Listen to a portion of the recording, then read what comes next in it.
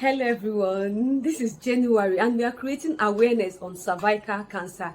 Cervical cancer affects women. It's one of the very common cancers that affects women. It affects women who have reached their reproductive age and who are sexually active.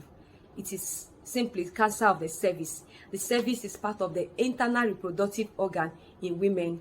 It is involved in childbirth and it is also involved in sexual activity. The cervix connects the uterus to the vagina. In fact, the cervix is known as the neck of the uterus. What are the signs and symptoms of cervical cancer? The woman who has cervical cancer may experience heavy bleeding, which is known as menorrhagia, or it is also called metrorrhagia if it occurs in between periods. Then prolonged bleeding. The bleeding, she will be having her menstruation and it will be longer than the usual days of 7 days. Then she will also have bleeding after sexual intercourse. Then there's also pain when she has sexual intercourse. Then she might also experience lower back pain. Then she might experience pain during urination. Then she would also see that she's urinating more frequently. Then the vaginal discharge too will be heavy and it might have a bad odor or a bad smell. Then there is weight loss, there is nausea and vomiting, and she might constantly feel fatigue. How can we prevent cervical cancer? The first is abstinence. Of course, abstinence means that a woman does not meet with her sexual partner. If there's no contact, then there won't be any way to transmit this infection, because cervical cancer can be gotten through sexually transmitted infections. Then vaccination. Vaccines are now available for even from a tender age of 9. A girl child can get this vaccine.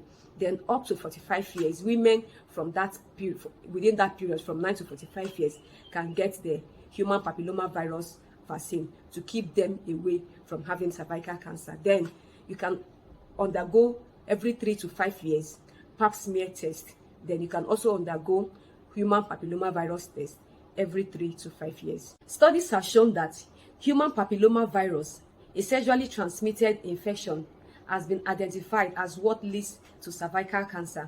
So in prevention of cervical cancer, there is need for constant testing, constant pap smear test, which I've said that we should do every 3 to 5 years. Then we can also do human papilloma virus test to either rule out or confirm the presence of these cells in the cervix. Early detection will help in going a long way in the management of cervical cancer and also in preventing cervical cancer.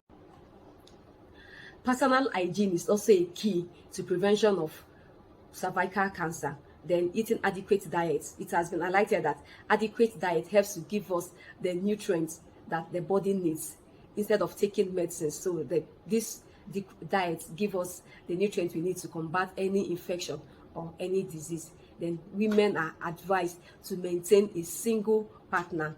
Couples are advised to stick to their partners to prevent the spread of infections from person to the other. Don't forget it's January and it is Cervical Cancer Awareness Month. Remember, at Body Gist, our aim is to help you live improved lifestyle. Keep following us on Body Gist while we keep giving you healthy gist.